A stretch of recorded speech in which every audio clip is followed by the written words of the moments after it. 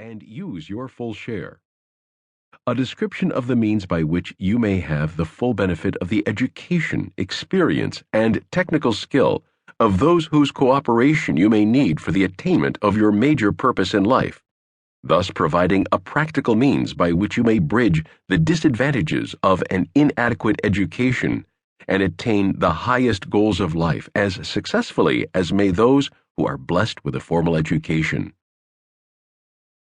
The privilege of using the philosophy of success, which was organized from the life experiences by the trial and error method of more than 500 successful men, among whom are Henry Ford, Thomas A. Edison, William Wrigley Jr., Cyrus H.K. Curtis, J. Ogden Armour, Elbert Hubbard, Charles M. Schwab, F. W. Woolworth, Frank A. Vanderlip, Edward Bach, Dr. Alexander Graham Bell, Clarence Darrow, and Luther Burbank.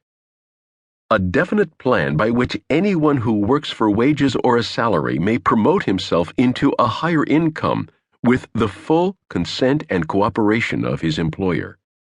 A definite plan through which anyone who works for others may get into a business or a profession of his own with more than average chances of success. A definite plan through which any merchant may convert his customers into permanent patrons, and through their willing cooperation add new customers who will likewise become permanent. A definite plan through which any salesman of life insurance or of other useful service or merchandise may convert his buyers into willing workers who will aid him in finding new clients. A definite plan through which any employer may convert his employees into personal friends under circumstances which will enable him to make his business more profitable, both for himself and his employees. You have here a clear statement of our promises, and the first condition under which you may benefit by these is that you listen to this book twice, line by line, and think as you listen. Nothing ever happens without a definite cause. It was by no mere chance that the United States came to be known as the richest and the freest country in the world. This is a land of plenty because of definite, understandable causes, each of which we have clearly defined.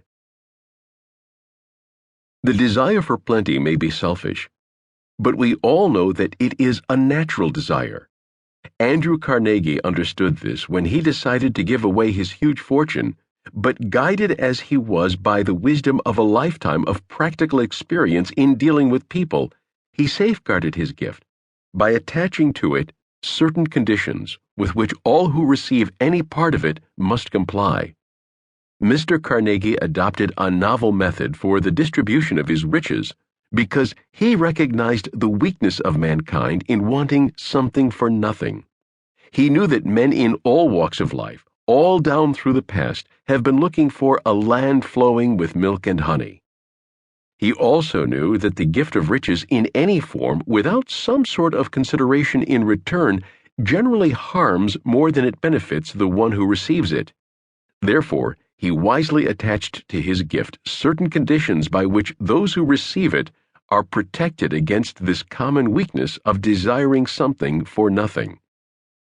Looking backward into the history of mankind, Mr. Carnegie recognized that this desire for something for nothing was the object of the search of the scouts who were sent out by Moses and Joshua, because the children of Israel, after they had worked in slavery in Egypt for many years, making brick without straw, had escaped the pharaohs and were waiting after a long period in the wilderness for an opportunity to cross over the sea into the land of plenty.